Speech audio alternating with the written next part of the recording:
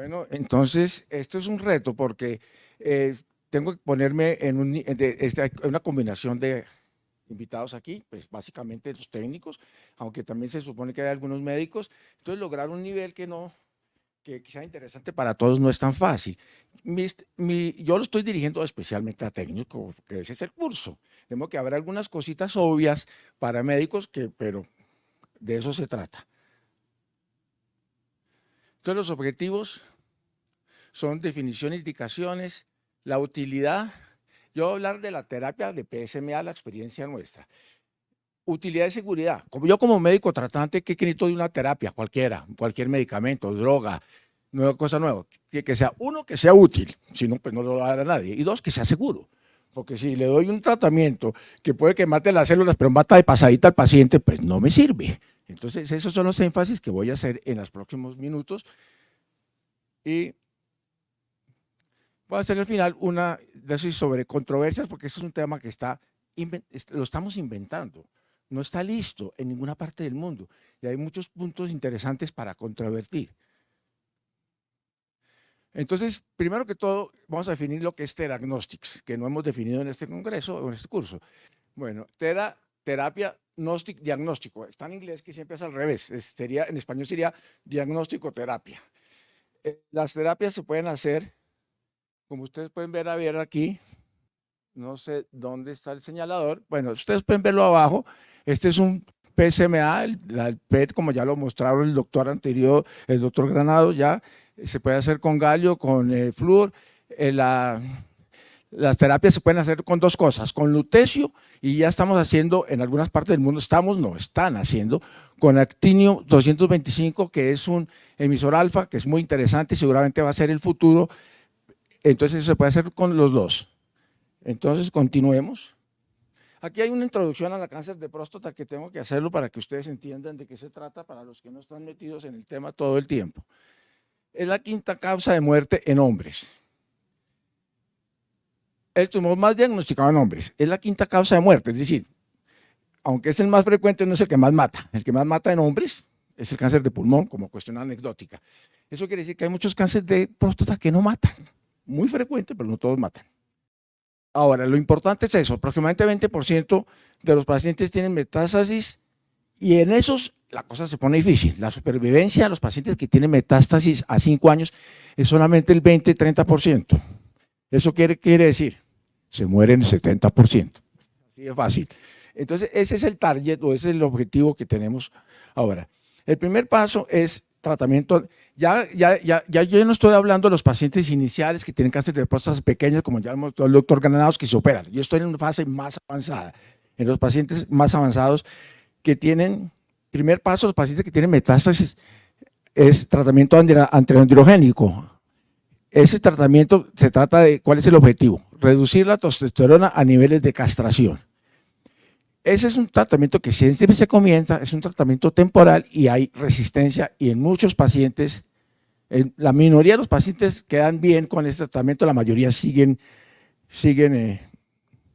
mal. Entonces, eso es lo que se llama.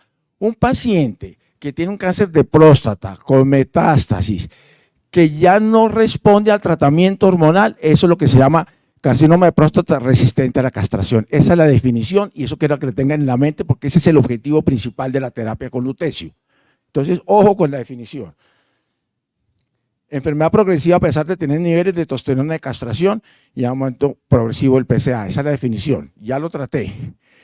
Con nivel de testosterona inclusive están bajiticos, están en niveles muy bajitos, pero a pesar de eso sigue progresando la enfermedad y el paciente tiene aumento de la... Entonces, ¿cuál es el carcinoma? Entonces, ¿qué pasa con el carcinoma de próstata? Si ya es resistente a la terapia antiandrogénica, hay una cantidad de drogas. Están las quimioterapias como docetaxel, cabizitaxel, que existen hace mucho tiempo y se han desarrollado en los últimos años. Este es un negocio enorme. La cantidad de gente con cáncer de próstata es enorme, maneja una gran cantidad de dinero y hay una gran cantidad de investigación de sustancias que no voy a entrar en detalle porque ese no es el objetivo de esta charla, con diferentes mecanismos, inmunoterapias, y ahí están, abiraterona, sertralimida. En algún momento, en el 2003, apareció el radio 223, no me voy a hablar de eso porque la doctora Bernal enseguida nos va a hablar sobre el papel de radio 223 hoy en día, de modo que no me meto. Lo puse en intenso, pues porque es de medicina nuclear. Ruparabib, hay una cantidad de drogas, la que más conocemos es la beraterona, que hemos venido mencionar, pero hay muchas sustancias. ¿Estas sustancias qué hacen? Demuestran incremento en la sobrevida en general, que es la medida, retardan la progresión de la enfermedad, pero, ojo, no curan. Estas son en líneas esenciales terapias paliativas. La carcinoma de próstata resistente a la castración continúa siendo en teoría incurable y frecuentemente es mortal. Entonces, ¿cuál es el objetivo? Alargar la sobrevida y mejorar la calidad de vida del paciente. Y aquí apareció ahora en el 2022, la aprobación oficial fue en el 2022 en Estados Unidos y simultáneamente en Europa de la terapia con lutecio 177. Esa terapia lleva muchos años. En Europa, no sé, yo diría que 10 años por lo menos, Patricia, que o más, pero no estaba digamos, aprobada, pero en Europa, pues muchos sitios, en Alemania, en Holanda, muchos sitios pueden hacerlo bajo ciertos protocolos, de modo que la historia es larga, pero yo para llegar al nivel de evidencia para que esté aprobada fue solamente en el 2022, estamos en el 23, en Estados Unidos por lo menos. Ahora, entonces, aquí viene la parte importante.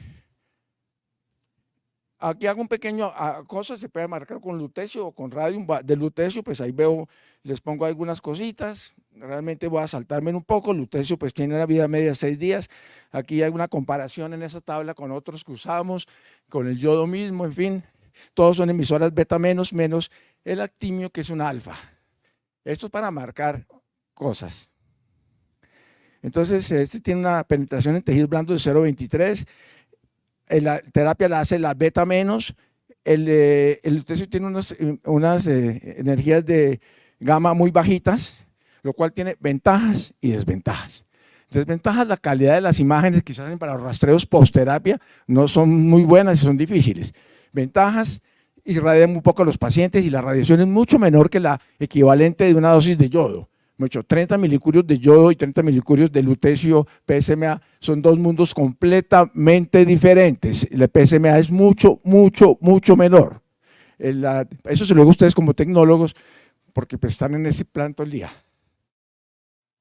Entonces ahora la parte importante es ver si sirve para algo o no sirve para algo. Como les digo, en Europa había muchos trabajos hace muchos años que demostraban que bajaba la PSA, que los pacientes respondían, pero realmente ha habido 2 trabajos relativamente recientes indexados, es decir, doble ciego. Es decir, para los que no saben, doble ciego es que tengo 2 líneas, cojo a los pacientes en forma aleatoria, a unos les hago el tratamiento y a otros no, y esos son los que lograron que finalmente se aprobara el PSMA. El primer trabajo fue un trabajo que hicieron en Australia, que es muy interesante, que fue en su momento, hace unos 3 años, cuando lo presentaron en el Congreso Americano de Medicina de Oncología en Chicago, fue todo un kit que hicieron, que compararon lutecio, cogieron la mitad de los pacientes y les dieron lutecio, y a la otra mitad les dieron cabazitaxel, que es la terapia avanzada de terapia hormonal, llamémoslo así. Eso se publicó en Lancet en 2021. Y los norteamericanos hicieron un trabajo que se llama Vision, de pronto eso es a lo que se refería el doctor Granados cuando hablaba de visión, el trabajo se llama así, que lo publicaron hace un par de años, entre otros sitios, en el New England Journal of Medicine, y en base a ese trabajo fue que la FDA, que es la que regula en Estados Unidos las drogas, aprobó oficialmente la terapia y también la aprobó oficialmente en... Entonces aquí vienen las comparaciones y listo. Aquí está. Aquí ustedes ven el trabajo de terapia, lutecio contra cabazitaxel, y en la división que cogieron 2 líneas. Un paciente les dan terapia, la última línea de allá, simplemente de sostenimiento tradicional. En los otros, terapia de sostenimiento más visión, más el lutecio. Y aquí voy a destacar, hay muchos resultados, lo importante. En el trabajo de visión encontraron que la sobrevida en los pacientes que tenían terapia con PSMA agregada tenían una sobrevida de 15 meses, mientras que los que no tenían eso tenían 11 meses. A ustedes puede parecer el parquito 4 meses de diferencia de sobrevida. En oncología eso es enorme, es enorme. La otra diferencia es la progresión radiológica. Los pacientes con lutecio se demoraban 9 meses, mientras en otros a los 3 meses ya la tenían. Ahora, la disminución del PSA en el paciente de los australianos, que es el trabajo que está a este lado, bajó de 66% de los pacientes tuvieron disminución del PSA mayor de 50%, mientras que le tenían cabazitaxel solamente 37%. Entonces, mucho mejor con… Y lo mismo pasó en el trabajo de visión. 46% tuvieron disminución de más de 50%, mientras que pacientes que estaban con SC, que es Standard Care, es decir, tratamiento normal, solamente 7% bajaron. Digamos, el resultado total de como algún resultado de la terapia en los pacientes australianos, 49% con lutecio, 24% con cabazitaxel. En los pacientes del visión, lutecio 30%, 29,8%, el otro solamente 1,7%. Vemos que las diferencias son muy claras, espero que las están entendiendo. Entonces, en base a estos dos trabajos fue que se aprobó en Europa y en Estados Unidos y también pues, en otras partes del mundo eso. Aquí en Teratain, esto es paliativo, respuesta completa en el trabajo de los australianos, ni un paciente. Para la sorpresa inclusive de los americanos que no estaban esperando que hubiera respuesta completa, hubo 5,6% de pacientes tuvieron respuesta completa, es decir, 18 de 319. Estos trabajos son muy grandes, donde son 400 pacientes, 300 pacientes, de modo que esa parte final, ese no es el objetivo, pero obtuvieron, en 5,6% de los pacientes obtuvieron respuesta completa. Pero el objetivo es respuesta parcial, que se mide por disminución de la PSA y por prolongación de la sobrevida, que son los dos factores que se miden. Bueno, voy a mostrarles un caso rápidamente. Este es un paciente pues, que completa todos los requisitos, castración resistente, diagnóstico se inicia hace 5 años, en fin, quimioterapia. Normalmente se supone que los pacientes que hacemos son pacientes que ya han pasado por hormonoterapia, han pasado por hormonoterapia avanzada con los nuevos compuestos y han pasado por quimioterapia, y si nada de eso les sirvió, van a lutecio, ¿sí? Eso es claro, aunque más adelante les mostraré que ahora estamos tratando de hacerlo inclusive un poco más temprano. Este paciente tiene PSMA muy positivo, ahí está, ustedes ven las imágenes preterapia, ya han visto muchas hoy, no hay necesidad de mostrarle más, tenía muchas metástasis. Estas son las dosis de lutecia que le dimos 6 dosis, ahí están las diferentes. Lo impresionante de este caso fue que la respuesta clínica fue impresionante. El paciente estaba echado en la cama, no podía hacer nada, no podía mover, comenzó a moverse, el ánimo le mejoró, la respuesta fue impresionante. El paciente se iba a vacaciones a Cartagena o a Estados Unidos con los hijos, realmente fue un caso muy impresionante. El PSA lo tenía en 7,4 y ya últimamente llegó a estar a 0,19, disminución no del 50%, sino como el 90%. Pero como después, desafortunadamente, comenzó a subir otro poquito, al último que tenemos de este año, 2023, tiene 3,1, que de todas maneras es menor del 50% del que tenía inicialmente.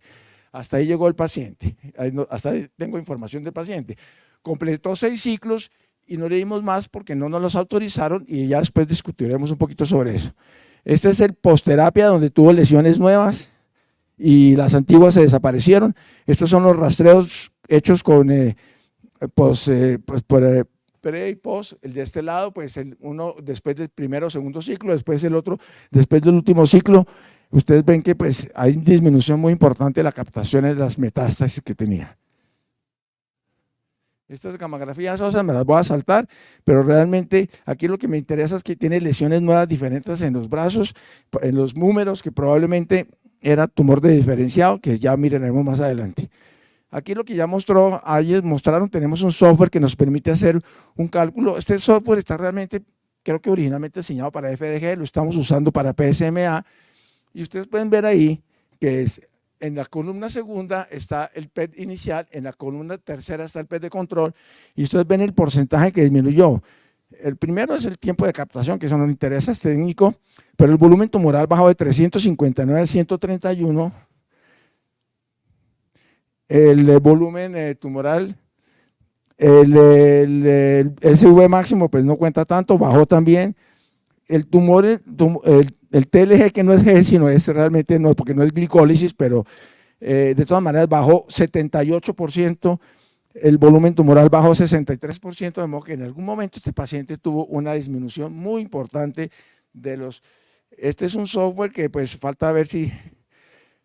Esto es una gráfica de los alemanes donde son siempre una gente que ha trabajado mucho, donde se muestra simplemente que desde que apareció el lutecio, en la parte final de la curva, ha aumentado enormemente las terapias metabólicas en Alemania. Abajo ustedes ven los años y ven cómo se dispararon los tratamientos metabólicos, terapias metabólicas, desde que estamos usando lutecio, tanto para DOTA como para PSMA. Ahora viene una cosa importantísima, como les dije al principio, ya con los trabajos que vimos dice que tiene utilidad el tratamiento. Ahora vamos a ver qué tan seguro es. Porque si no es, estos son los efectos secundarios. En la primera columna ustedes ven pues, los posibles efectos adversos, en la segunda columna el artículo o el trabajo hecho de los australianos, el tercero es de los americanos que se llama Vision. La única diferencia importante entre los pacientes que tenían tratamiento con lutecio versus cabazitaxel en un trabajo y en el otro lutecio versus cuidado estandarizado, es pues lógicamente lo que debemos esperar, que la boca seca es mucho mayor en los pacientes que recibieron lutecio tanto en un trabajo como en el otro, y los ojos secos. Eso es obvio porque pues, están concentrándose, eso lo sabíamos, no había que hacer muchos trabajos para saberlo, pero lo importante es el resto. Hay una pequeña diferencia en la anemia, hay un poquito más de anemia en los dos estudios en los pacientes con lutecio y un poquito de trombocitopenia mayor y leucopenia. De resto todo es igual o menor, de modo que el único punto es la parte hemática. Pero los efectos secundarios hematológicos ninguno fue grado 3, eso los clasifican en grados hasta 3, todos fueron pequeños y ninguno fue mortal, de modo que aunque hay cambios en la hematocrito de hemoglobina, no disminuye tanto como para que sea… para que el trabajo, para que la terapia sea peligrosa. Entonces, eso es una cosa interesante. Realmente la conclusión final es que es un tratamiento seguro, que no tiene efectos secundarios grandes para los pacientes. Entonces ya demostramos dos cosas, que es útil y que no tiene efectos secundarios, que es lo que me interesa a mí como médico tratante. Entonces, para terminar, voy a hablar de algunas cosas controvertidas que nos falta por resolver. Esta es la experiencia nuestra mientras hemos hecho aquí los estudios de nuestros pacientes, pues siempre hay dudas que tenemos o que son mundiales, no mías solas, de nuestro grupo o de la gente en general en la literatura. Ya se está pensando, como ya se los demostré, este es un tratamiento paliativo para pacientes que tienen enfermedad avanzada que no ha respondido a las terapias tradicionales, es decir, es la última línea, es el último tratamiento del paciente que ya todo lo demás no le funcionó. Y esos son los dos trabajos que tenemos que les he mostrado. Pero ya hay algunos artículos que dicen que eventualmente se podría usar en pacientes un poco más precoz, es decir, pacientes que todavía no llegan a la fase de resistente a la castración, inclusive se podría usar antes, no hay trabajos todavía eso, pero ese es como un futuro y es una cosa para discutir. Tengo un paciente con muchas metástasis, todavía no ha pasado todos los pasos hasta que sea el último, podría eventualmente, pero eso está como investigación. Aquí viene el punto que ya lo mostró el doctor, es decir, ya ha mostrado que si hacemos practicar PET, PSMA, FDG adicional, que podría servir para tres cosas, para definir la terapia, pronóstico y establecer probabilidad de respuesta. Les voy a mostrar esto. El uso en otros tipos de tumores, yo me estoy refiriendo solamente a la próstata, ahí mostraron un caso, un paciente con cáncer de pulmón, pero eso va más allá de esta charla, eso no está aprobado y no me voy a meter en eso porque me tocaría gastarme horas enteras. Aquí esta imagen es muy bonita. Este es el trabajo que hicieron los australianos donde compararon cabazitaxel contra lutecio. Y ellos le hicieron a todos los pacientes PSMA y flúor. La primera columna es PSMA, la segunda… ustedes verla ahí. En la primera columna tiene pacientes que son PSMA negativos y FDG positivos. Hay pacientes que tienen cáncer de próstata, metastásico. Este paciente, pues lógicamente es un ejemplo para conferencia, es el PSMA que está a este lado es completamente negativo y tiene un montón de metástasis. El segundo es un caso discordante, tiene unas lesiones que captan uno y otro que captan otro. Los australianos a esos primeros dos grupos de pacientes no les dieron terapia ni los metieron en el trabajo. Entonces hicieron primero una preselección de los pacientes, en el que compararon contra Cabazitaxel, ¿se acuerdan? Que ya se los mostré. Los que tenían concordante los metieron, es decir, los que están verde para allá. Y los que tenían pues solamente PSMA, pues esos eran obvios. Entonces, los pacientes que tienen captación de FDG, pues se supone que son tumores mal diferenciados, que en teoría pues no van a ser susceptibles de tratamiento con PSMA.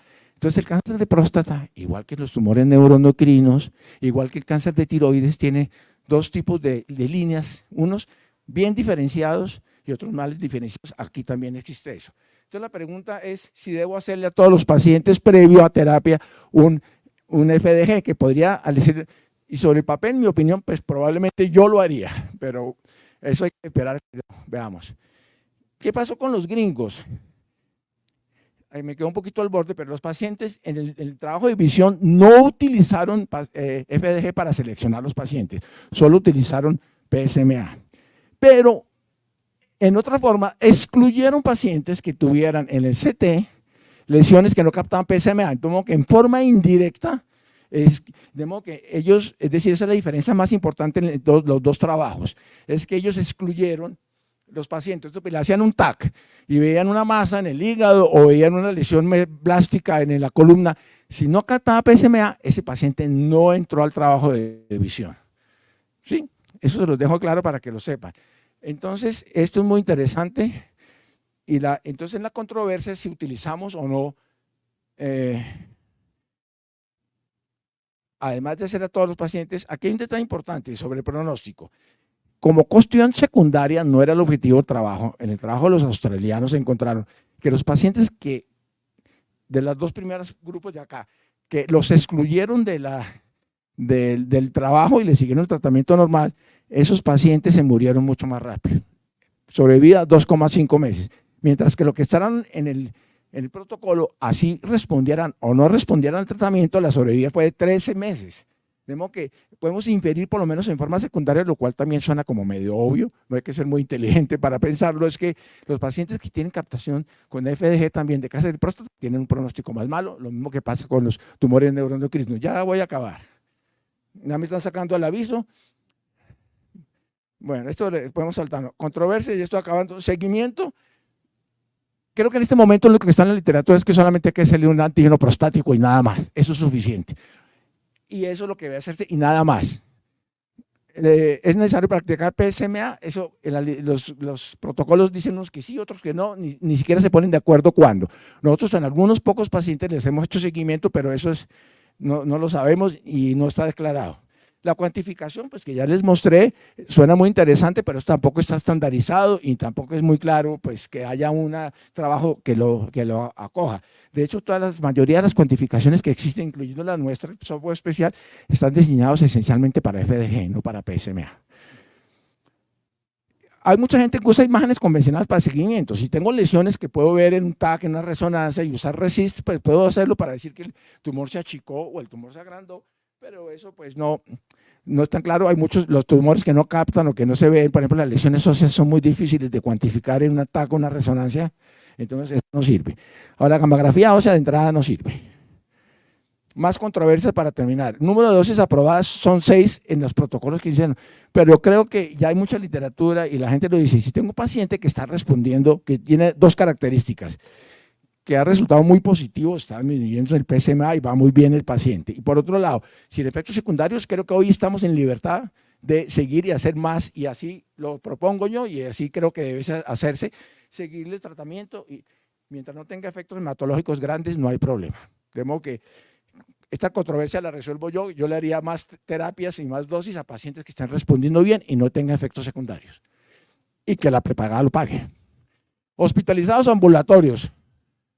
En Sudáfrica y en otros países es ambulatorio. Mi opinión es que debe ser ambulatorio.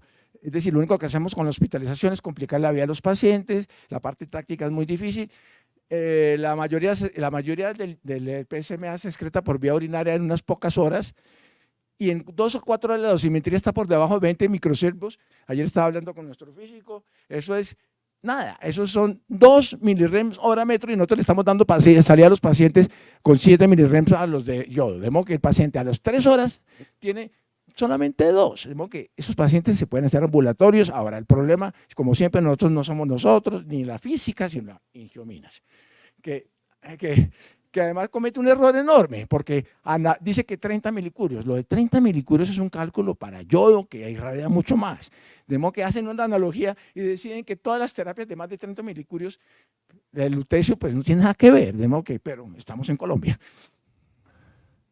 El futuro, pues ya creo que esta es la última, para que no me afanen más, pues el futuro, este lutecio marcado con emisor alfa.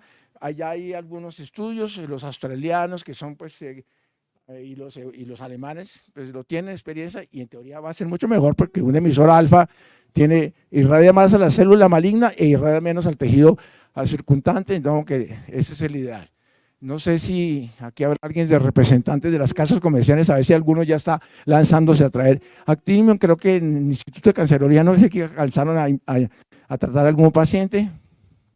La clave es mejor selección de pacientes para tratar de evidenciar cuáles van a responder y cuáles no van a responder. Por eso yo creo que tenemos que evolucionar, y yo lo haría, a usar PET-FDG como uno de los ítems para seleccionar a los pacientes.